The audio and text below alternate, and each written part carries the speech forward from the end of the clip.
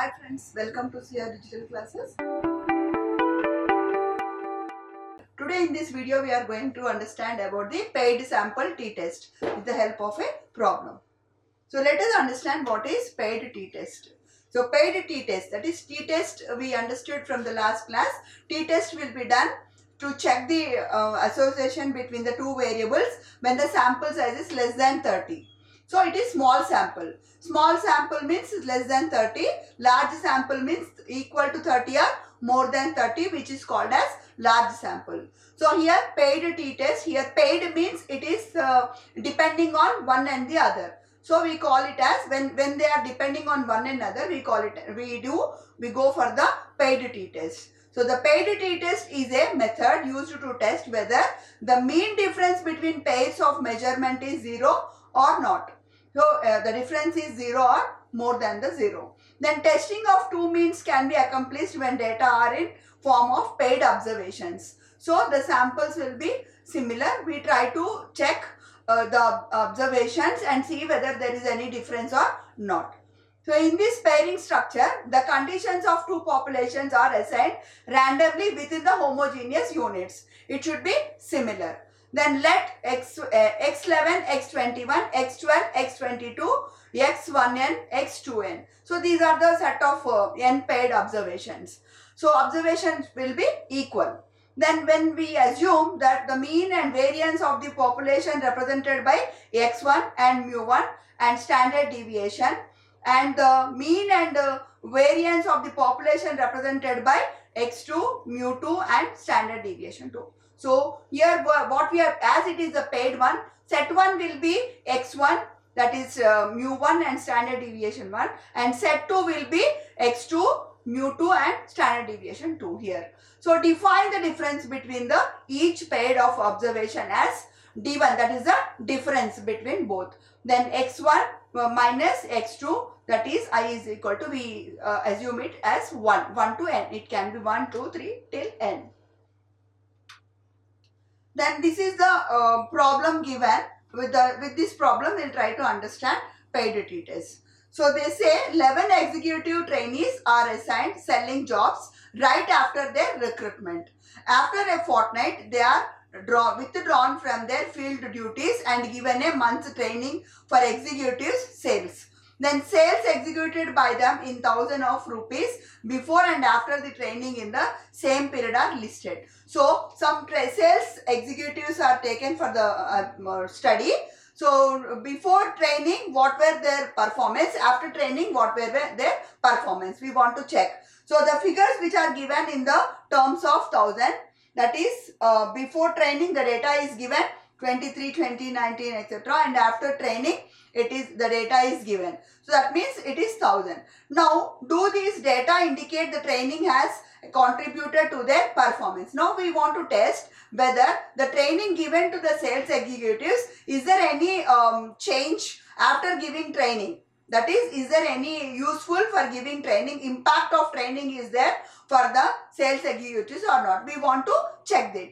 So for that purpose we have taken the data. Before training, what were their performance? That is the amount, that is the figures there we have taken. After given training, what is their performance? 11 observations are taken. So this is the formula.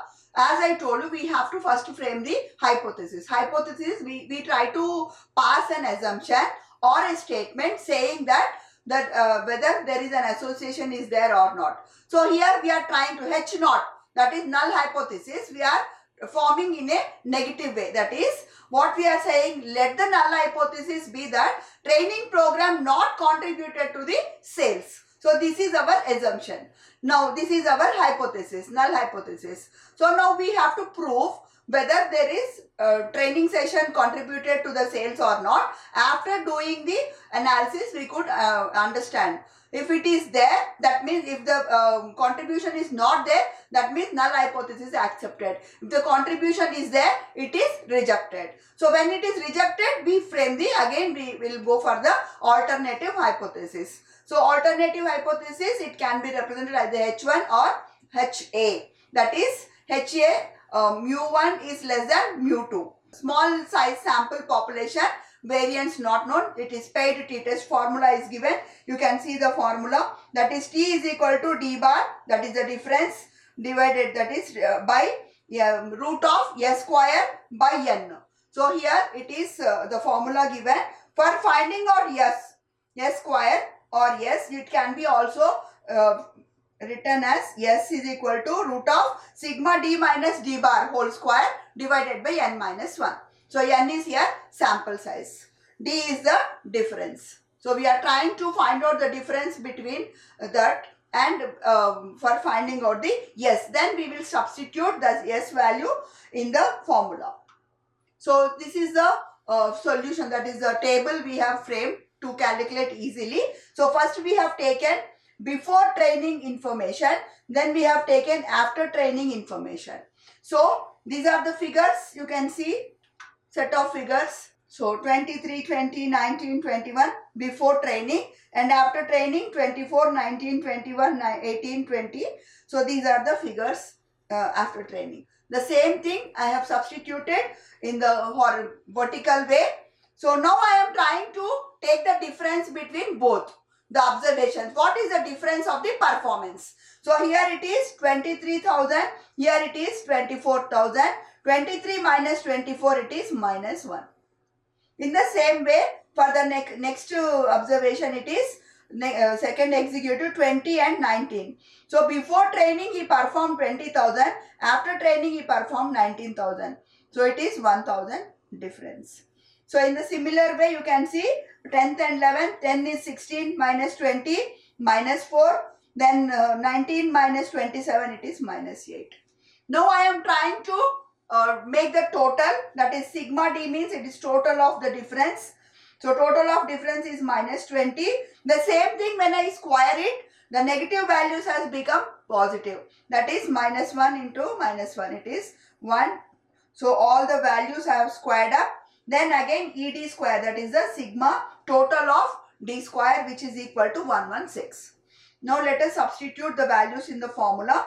You can see, so D bar is equal to sigma D by N. Sigma D, how much we got? Minus 20. So N is the sample. The number of observation, the executives we have taken 11.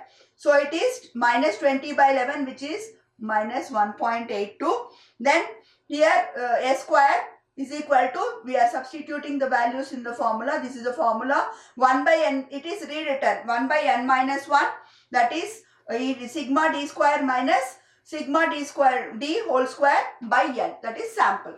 Now whatever values we got, N is 11. N is 11. So 11 minus 1, and here 116, that is D square is 116. Then 20, that is 20 we got sigma D sigma D square by 11. So whatever values we have calculated, I have substituted in the formula. Then I got S is equal to, that is variance, is equal to 7.96. So T is equal to D bar by root of S square by N. I have substituted S value here. The bar D, that is D bar is 1.82 I got here. Then S is 7.96 substituted. 11 is the sample size. So finally I got minus 2.14. So this is what the T value according to the calculation as per the given data. Now let us see, compare with the table value. Okay, so the critical value of is degree of freedom is N minus 1, that is N is 11. 11 minus 1 is 10.